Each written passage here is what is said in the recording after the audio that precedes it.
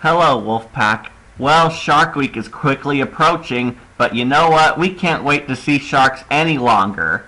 So we're going to do a review where the hit series R.L. Stine's The Haunting Hour does a horror story with a supernatural shark. Now, what's the first thing that comes to your mind when you think of a pool shark? No, but that would be awesome. If there's anything that scares this cat, it's a giant fish that can eat me. This is my review on the Haunting Hour episode, Pool Shark.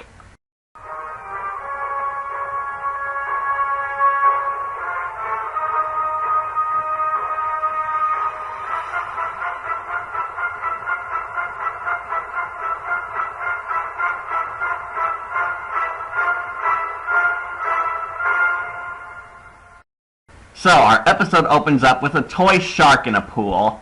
Well, that's subtle foreshadowing, right everyone? We then meet our main character, Kai. No, he's not a Power Ranger, or from Dragon Ball Z Kai. Instead, he's a pool worker at the local community pool, and he, of course, has a great fear of sharks, as we can see in his detailed flashbacks. Oh, so that's why he's working at a place with water, if he has a fear of swimming in it. But I'll give the writers credit. They're actually giving us an established character backstory right in the beginning of the episode. I'll admit that I do like that they're trying to make Kai a deep character, but trust me, there'll be stuff that works against this one good point. After returning the toy shark to some brats, Kai then meets the local hot girl, Alexa. She has no backstory, no character traits, and is just a pretty face for Kai to get shipped with.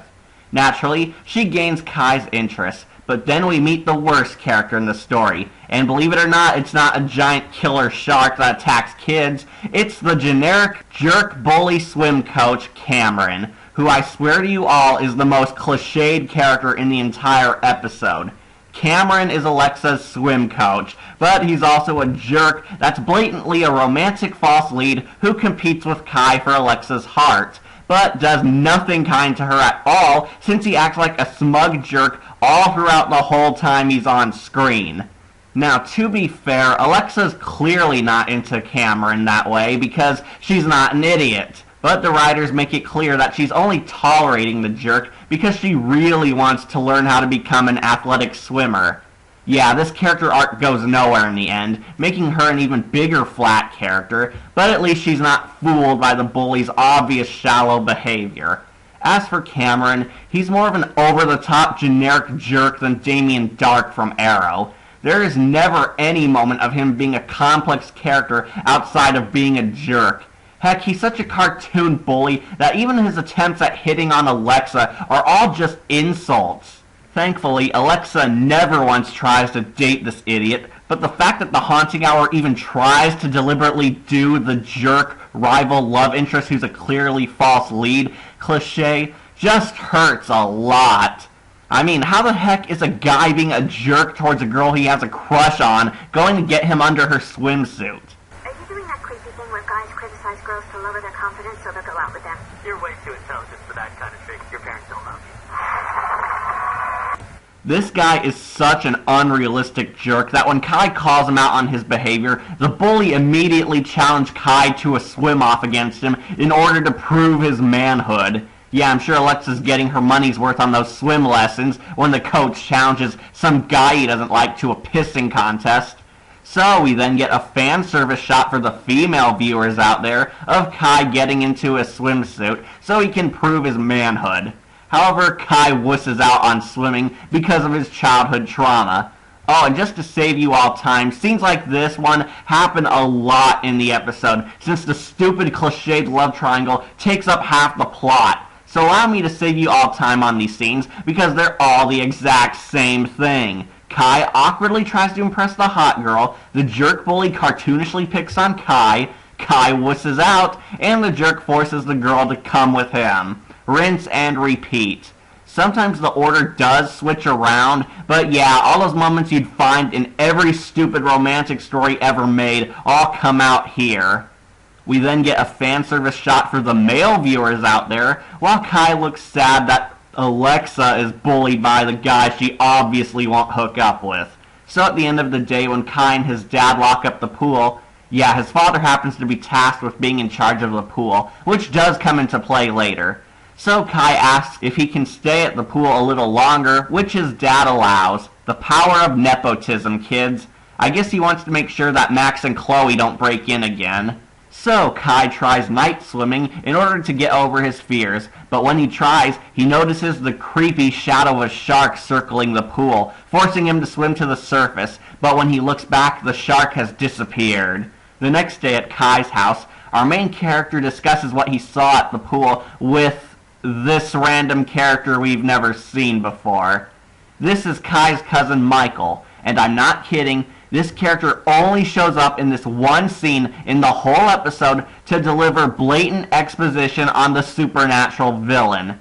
Yeah, this guy who Kai talks to never plays a part in the story at all outside of telling him and the audience information on the villain we're dealing with. So Michael tells Kai that it's possible that the disappearing shark he saw might be a mythological creature from Hawaiian culture named Nanaue. I think that's how I pronounce it right. Nanaue is a shark that can transform into a man on land and back into a shark in the water, sort of a were-shark. And Kai actually believes that the same shark that attacked him in his childhood was the were-shark Nanaue, and thinks that he has followed Kai all the way from his home state Hawaii to his new home in the episode Minnesota.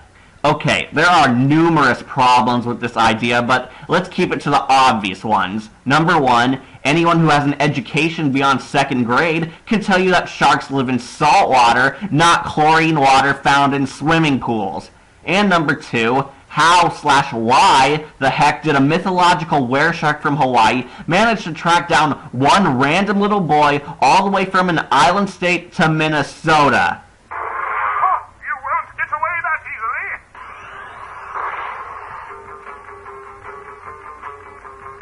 Well, for the sake of plot, let's pretend to go along with this for suspense. But before Mr. Exposition can tell Kai more, the dad cuts them off and tells him that it's just a legend and not real. Of course, this being the haunting hour, we know all legends are true in this series. That night, Kai has a wet dream where he sees his big fish. I know, cheap joke, but in all honesty, I like the dream sequences the show uses. They do seem so surreal and trippy. Kai wakes up from his nightmare within a nightmare after seeing how bad the stock footage of the shark was, but still can't get over his fear of sharks.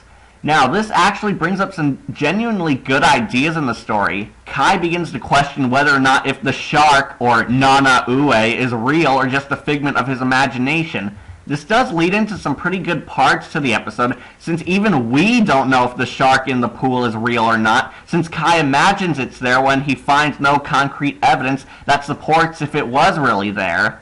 This is helped by the fact that we never see the shark attack him at all, and it disappears completely before we can even get a good look at it.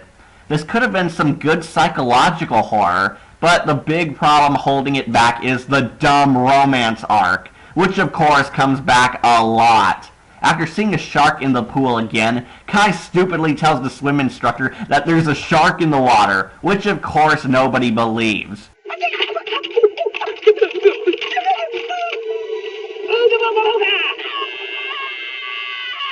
Well, he's not going to do anything.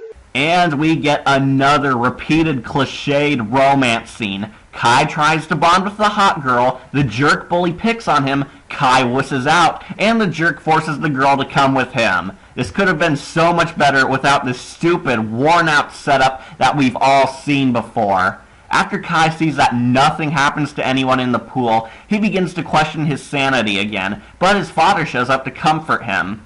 Do I really need to say how much more interesting these moments with the questionable sanity are? Apparently so, since we get another repeated cliché romance scene a few minutes later. Yes, seriously, another one. Kai awkwardly tries to make contact with the hot girl, the jerk bully picks on him, Kai wusses out on telling her his true feelings, and the jerk forces the girl to meet with him. Oh, but this time it happens later. Yeah, big difference there. But believe it or not, this time Kai actually talks to Alexa again, this time telling her his backstory. I personally feel like this scene is completely useless. I mean, aside from the stupid cliched romance arc, Kai just tells Alexa about how he was attacked by a shark when he was a kid, and he's been afraid of the water ever since. The problem is that the audience already knows this. He's just explaining what even the children under 7 already figured out. We know he's scared of the water because we saw the flashbacks. Fortunately, Alexa does the smart thing and tells Kai that it's most likely in his head, and if he truly believes that the shark is really there, then he should confront his fears. So not knowing if the shark Nana Ue is real or not, Kai decides that he should confront it once and for all. And to be fair, he can't really call the police on this because what's he supposed to tell them, that he thinks there's a pool shark in the community pool he works at? So he makes a spear to fight the shark demon. Oh, and guess what? The father actually walks in the room, seeing his son constructing a weapon, and he just ignores it completely. I know you'd probably expect me to flip out on the blatantly awful parenting here, but trust me, this will get covered later. So we then get a pretty awesome shot of Kai readying to battle the CGI shark in the indoor pool as he slowly approaches the water.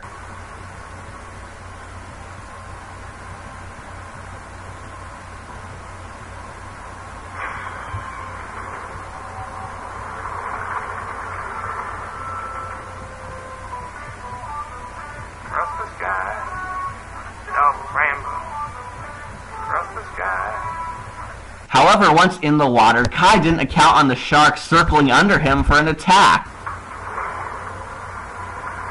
You missed me, you dried up douchebags! Ah, my tibia!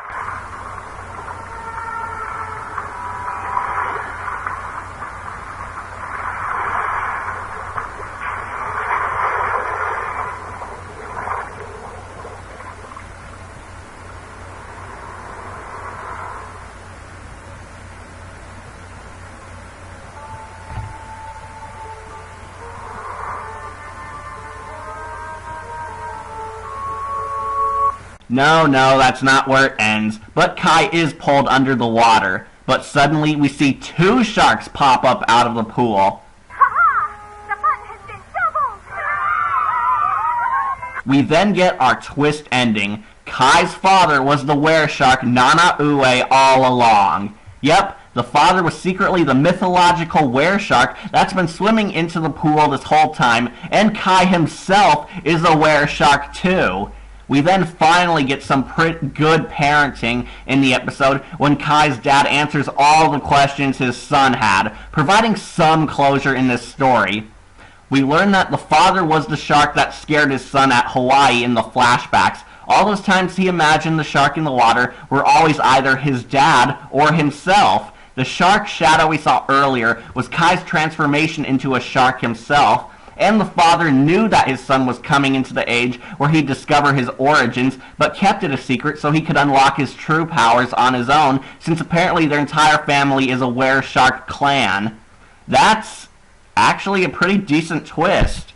But unfortunately, the episode doesn't end there, since we still have the stupid romance subplot. Alexa shows up at the pool at night after the big reveal, and Kai's dad plays the wingman by giving them some space so he can finally talk to her. Oh, but the idiot bully shows up again to insult Kai and pick up the bland hot girl. However, this time Alexa calls him out on his jerk behavior, so of course Cameron acts like an even bigger jerk by insulting them. But Kai finally grew some tough shark skin and challenges the walking cliche to that stupid swimming race, which of course he accepts since they bet $5 on it.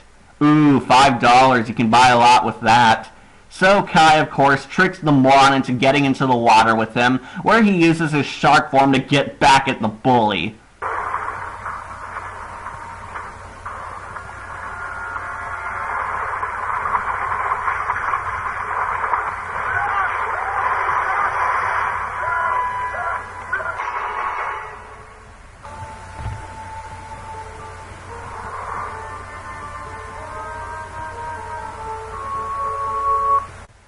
No, that would have been the good ending. Instead, Kai just uses his shark powers to scare away the stupid bully, as we see our stupid villain run away like the wuss he is after getting scared by the stock footage of a shark clearly in the ocean and not a swimming pool.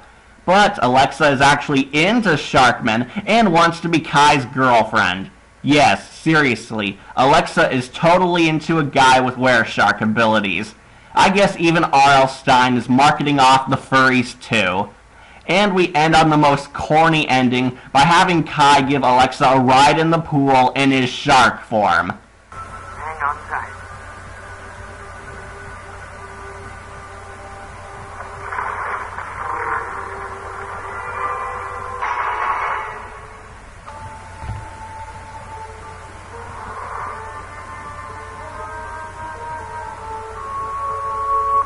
Stop setting me up with these easy jokes. No, nobody dies in this episode, sadly. But we of course get a happy ending where Kai naturally gets the girl in the end, despite not even knowing her for more than a week. You could say not knowing her for more than a shark week. But hey, still a better love story than Twilight. Unfortunately, that's the big problem with this episode. It feels too much like Twilight, but with sharks. We have a very interesting premise with an awesome mythological creature that can transform into both a human and a shark, but the incredibly stupid romance arc ruins it. I actually like the ideas in the mystery part of the episode, with the shark demon, the psychological horrors, the deep character stories, the surreal images, and Kai conquering his phobia, only to realize that he was everything he feared in the end. That would have made this a fantastic story. But the romance takes up too much focus. Kai is a socially awkward hero with a heart of gold who we all, of course, want to see hook up with the bland, uninteresting hot girl and stand up to the equally generic idiot bully. The bully, who is unfortunately ultimately the true antagonist in the end of this tale, is such an awful cliched waste of thought. We know he's not going to get the girl, we know he's not going to contribute anything to the story at all, and he's never going to change until Kai stands up to him. The story is painfully predictable at times whenever the stupid cliches pop up, even in the serious parts of the episode with the were-shark. We all know what's going to happen. The dated romance subplot, the monster that nobody but our hero can see, and the loser earning his happy ending, which we've all seen before in much better stories. The cliches were a noose around this episode's neck, which killed the good elements of the story. But even if you do ignore the cliched love triangle, this episode was just average at best, since it didn't go all out with the psychological drama. It had a lot of great moments going for it, but to see the writers wuss out on going through with it in order to make a bad romantic comedy just hurts. I give this episode a 6 out of 10. While not outright terrible, the cliché storm plot takes a giant shark bite out of what could have been a great story. It also doesn't help that the other horror writers, including R.L. Stine himself, have done this plot twist of the hero being a supernatural horror before in better tales. Bottom line, I liked some elements in it like the serious tone and mind twists, but the ending was a real cop-out. I'd recommend this episode for the good elements in it, but will warn you all to stay away from the awful love story and cliches. Remember to like, comment, and subscribe, or just tune in for more videos posted here on Wolf Entertainment. I'm your host, Catastrophe, and I hope to see you all next time.